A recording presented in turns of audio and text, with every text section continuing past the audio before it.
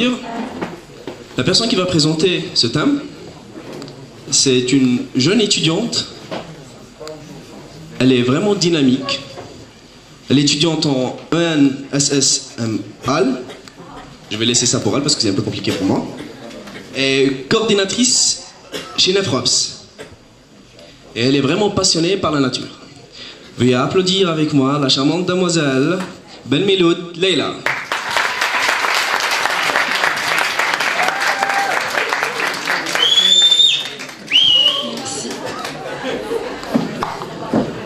Bonsoir à tous, enfin bonjour. C'est Ben Abdelmoumen Leila. J'écorche mon nom.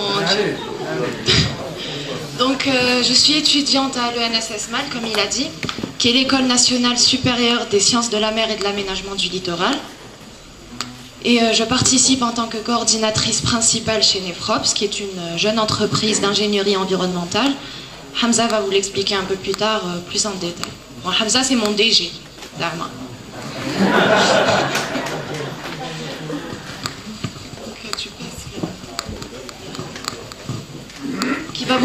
Il va vous passer des petits extraits d'un documentaire. Je vous laisse visionner.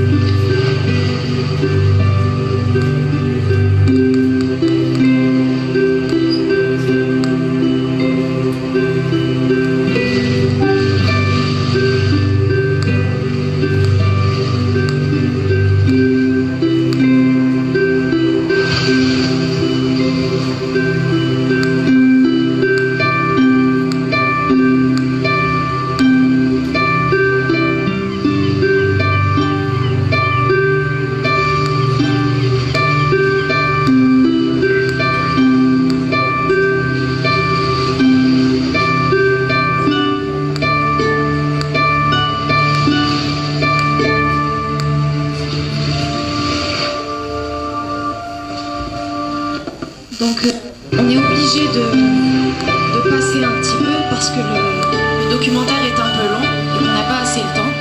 Donc on va passer à d'autres extraits.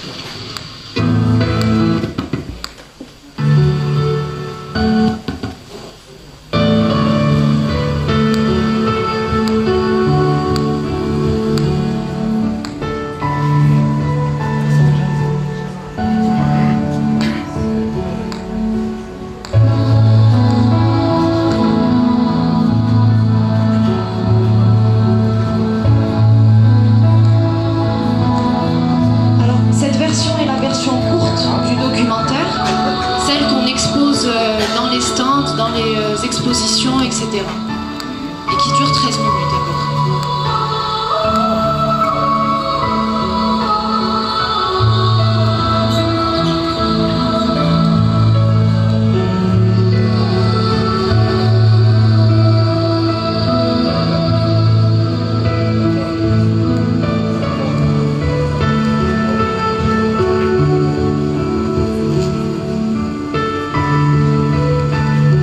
Peut-être que ça se voit pas là, mais la qualité de l'image est en Full HD, qui est une première, c'est pour ça que ça bloque un petit peu.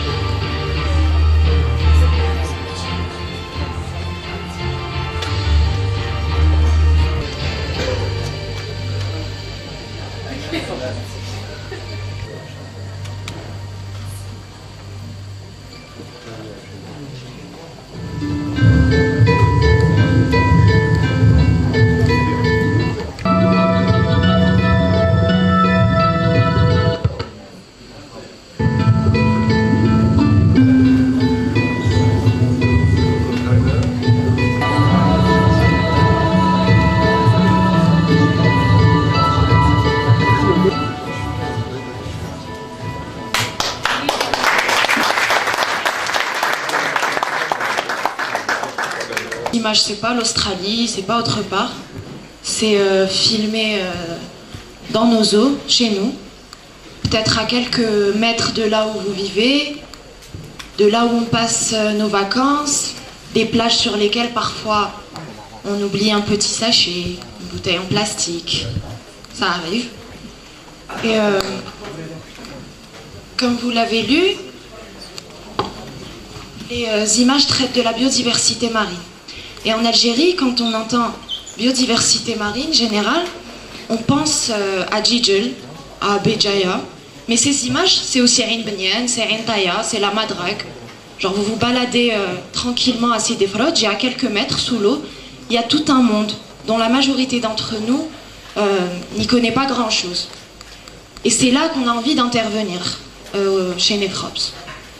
Donc parce qu'en tant qu'océanographe, que spécialiste du monde marin, on est amené, que ce soit pendant nos études ou dans le cadre de notre activité professionnelle, à voir des endroits, des choses qui, croyez-moi, sont à couper le souffle. Dans le bon comme dans le mauvais sens, par contre. Et qu'est-ce que je disais? Et donc on estime qu'il est de notre devoir de partager, d'informer et de montrer, surtout. Parce qu'on a compris l'impact que pouvait avoir l'image. Et pour vous donner un petit exemple, bon, c'est pas parce que monsieur Yann Arthus Bertrand il va être là ou là, hein, mais l'Algérie vue du ciel, ça a eu un petit effet électrochoc sur moi. Parce que ça m'a montré, justement, des choses dont peut-être je ne me doutais même pas de l'existence en Algérie. Ce qui a juste conforté ma conviction de protéger ma terre, tout simplement. Et ça, je vous dis, ce n'est qu'un exemple hein, de la force de la sensibilisation par le visuel. Et c'est ce que nous essayons de faire au sein de Nefrops. En réalisant des documentaires, notamment celui sur la biodiversité marine dont vous avez eu un petit aperçu, qui est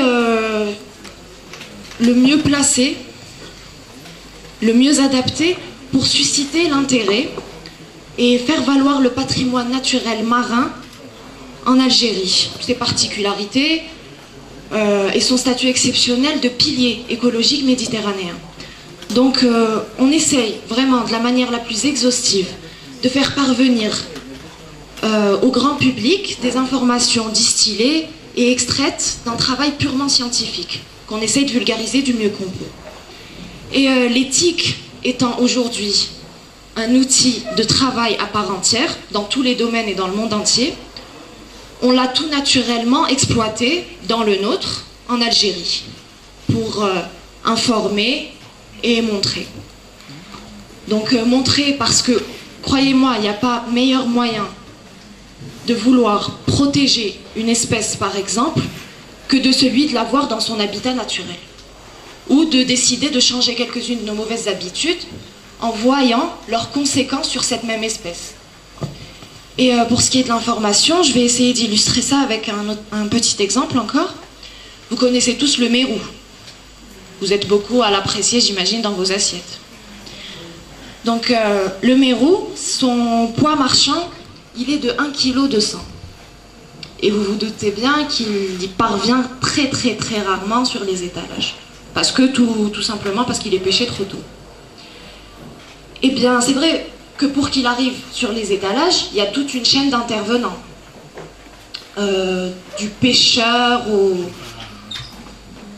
du pêcheur en passant par le vétérinaire. Mais le maillon le plus fort et le plus important reste le consommateur. Chacun à son échelle d'essayer d'apporter quelque chose, de réparer tout ce qui a été détruit jusqu'à présent. Voilà, c'était tout ce que j'avais à vous dire. Merci beaucoup.